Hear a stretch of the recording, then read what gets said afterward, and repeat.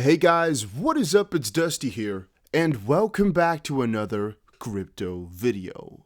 Starting it off, JPMorgan estimates institutions could put $600 billion into Bitcoin. The $100 million purchase from MassMutual suggests adoption of Bitcoin is spreading, with family offices and wealthy investors to insurance firms and pension funds. Basically, this $1 trillion idea that we've often talked about, it is really not that crazy, and I'm personally very much convinced that it's here around the corner. In the last 24 hours, I saw a lot of people who are really bearish on XRP saying it's going to go down to 30 cents, it's going to be going down to the ground, fall.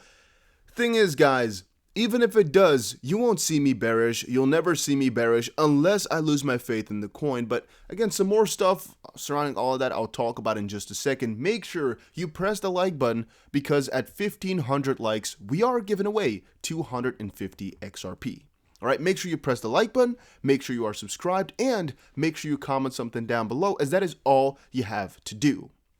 Having said that, the reason I'm so bullish on XRP all the time and why these decreases in the price really don't hurt me that much is mostly, or at least has mostly to do with the fact that I know the fundamentals, I have the longer term vision, and this shorter term fluctuation can't really take me away from all of that. I mean, just a good example to kind of show you guys is we entered XRP a long time ago, right? And we've been buying all the way through.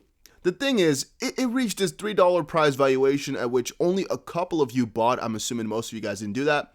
It then went down a little bit, but the thing is, it went down for such a long while. Yet, if you bought anywhere between, I'm going to say here, like 2018 August or even, let's say June of 2018 up till now, you could have been in profit. And the thing is, I think everybody who's bought in this area will eventually get into profit as well. It's just a matter of time. It's just a matter of waiting it out. And the thing is, I'm saying the thing is a lot, but whatever.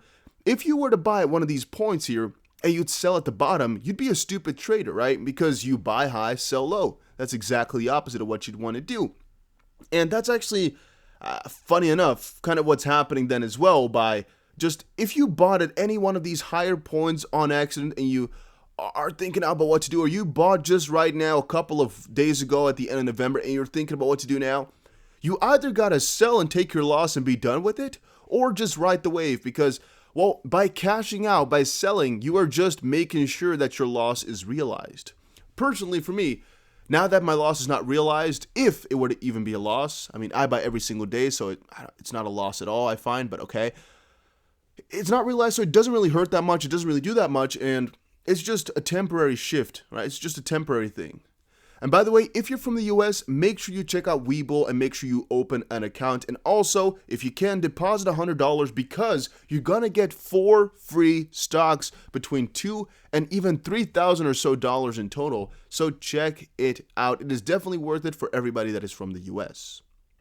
Moving on further, the reason I always am bullish as well, I guess it adds to it, is the fact that we all see the vision where it scared the crap out of me. I don't know what that was. Trillions of dollars are going to be flowing into crypto. For a couple of y'all, it might not be a certain thing, but for me, it definitely is. And that's one of the strongest motivators to just hold on through it, to never really even think about selling. And even though this stuff is never meant to be like a freaking XRP warship type of video where I'm just telling you guys why it's the holy coin, because I mean, there's a lot of coins that are good to hold. I even hold Ethereum and Bitcoin as well, right? Because I still think those can make us money. I'm just saying, if you know how much money is going to be flowing in and how crazy these institutions are buying and how this is just the start of something bigger, you also wouldn't think about it. Then, aren't you glad you kept your Bitcoin? Do not sell it. This is not my personal advice. This is also not my personal opinion. Here they're just talking about, aren't you happy that you kept? Because once more, if you think about this whole area, if we go to the Bitcoin chart really quickly, if you think about this whole area right here, literally actually everywhere that you could have bought, you'd be in profit in. So if you just sold at any other of these points, well, you bought at the top, or you literally just sold at any point, you'd hate yourself, right? And the thing is, even if you sold last week, right now, it could be that we're really above the price you sold at once more. And when all these guys were saying 16K, which could happen because of Fibonacci, I mean, it's a good retracement, a good correction. Yet the price is not showcasing it just quite yet. So if you were selling at 18K hoping to go down, you most likely already hit your stop loss and you're most likely already crying in a corner in your basement of your mom's freaking, I don't know, renting house. And I don't know. I just feel as if this is kind of what's going to go happen for a very long while. I don't actually recommend people to just hold forever. I always recommend to have price targets where you're going to be cashing out, but I also always recommend people to, hold on for as long as you can if you aren't really looking for profits, if you guys get what I'm trying to say. Parabola imminent. Ethereum's accumulation range was bigger than Bitcoin's. Ethereum is rapidly approaching the crucial 600 level that has long been a pivotal point for its various trends. This level has held strong on multiple occasions as resistance, which would make any break above it technically significant. One trader is now noting that a serious move higher could be imminent for Ethereum in the near term, and he points to a macro accumulation range that Ethereum is just starting to exit, noting that it was within this range for a longer period of time than Bitcoin was in its range. If it posts a firm break above this range, as Bitcoin recently did, it could mean that a massive upside movement is imminent in the near term. And that's, again, one side of everything. We could see some crazy price surges happening. I think it still depends on Bitcoin, but some are also estimating already now that Ethereum can go on a little bit of a course on of its own, even though, again, it's really not looking like that, but it could be. Since, as of this point, the way it's kind of looking like it, Ethereum has such a big DeFi realm built on top of it that it can kind of do its own thing, right? And the fun part as well is if you look at the correlation with Bitcoin, it's a really strange one, right? It doesn't really follow one exact pattern anymore, which I think is good. But hopefully it's going to be even better or even crazier soon, where Ethereum can just live a life on its own, because that would also be a very bullish thing for XRP, because that means that can also get a life on its own. And by the way, guys, remember, we told you guys a little bit earlier, I think buying XRP under 50 cents is always going to be good. I still am with that vision. I still think buying XRP sub 20 is a perfectly healthy decision. However, you should not take this as financial advice. I'm not your financial advisor. I'm not your dad. So you may lose money. I don't know. I'm just saying I think buying it below 50 is fine, with the idea that we'll just double in value at one point in the future anyway. At least to me, that's the minimum of where we're going to be going, unless something crazy stupid happens to all of crypto. Bitcoin. Is the wait for a 40% price drop justified? Is it? Well, is it? Is it? Honestly? Yeah, I should actually think so. I should actually think that any correction that we get right now, albeit 15, 20, 35, 45, 60%, all of it could be justified in some way, shape, or form. So, yeah, I think it's justified. And is the wait for it justified? Are we done waiting? Nobody really knows. Nobody can really tell. If they tell you they know for sure, they're lying. Then, Ripple XRP news. Update on Spark Airdrop. Flare Finance launches beta program. 110,000 accounts and 23.5 million XRP, it's actually billion XRP, participated in the Spark token airdrop for XRP holders. The first DeFi project, Flare Finance, has announced the start of its beta testing program. And by the way, guys, there's not like multiple snapshots that you kind of have to wait for in that sense for the same Spark. Here you can see Flare Networks itself also reminded via Twitter that the Flare token will only be issued when the mainnet goes live, which is expected Q1 to Q2 of 2021, the developer said.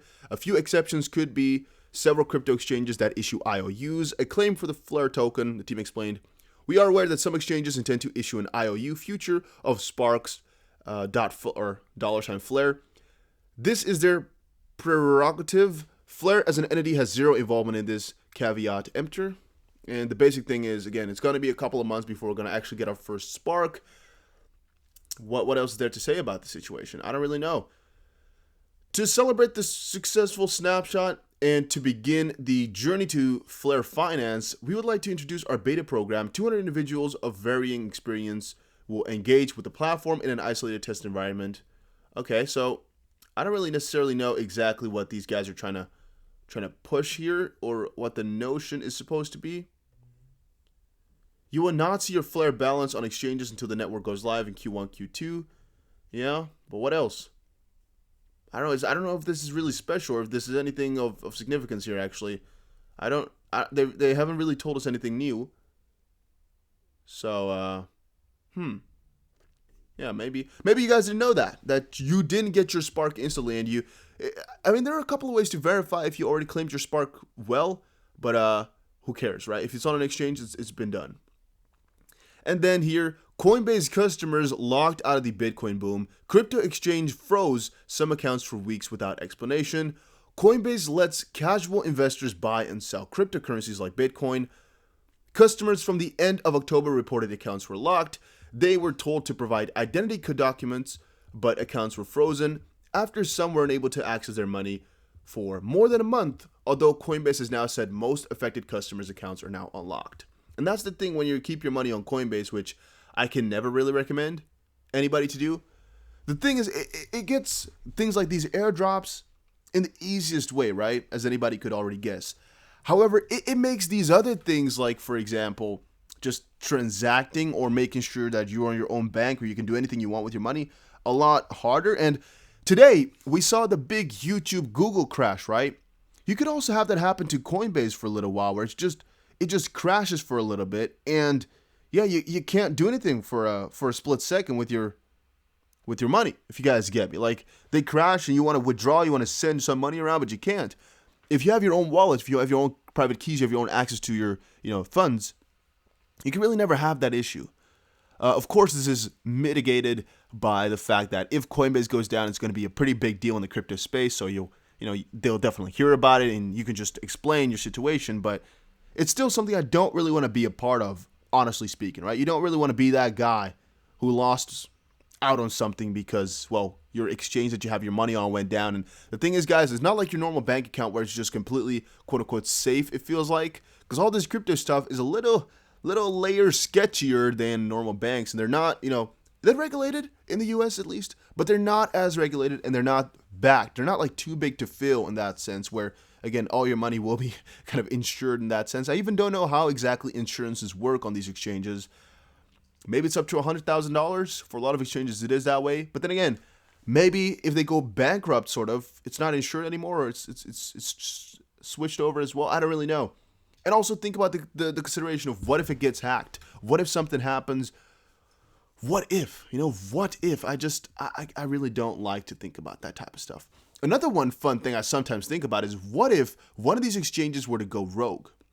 And I'm just thinking, what if these guys with, for example, $1 billion in Bitcoin, or maybe let's say, $10 billion in Bitcoin, an exchange like maybe let's say Binance or something like that, were to just go completely rogue?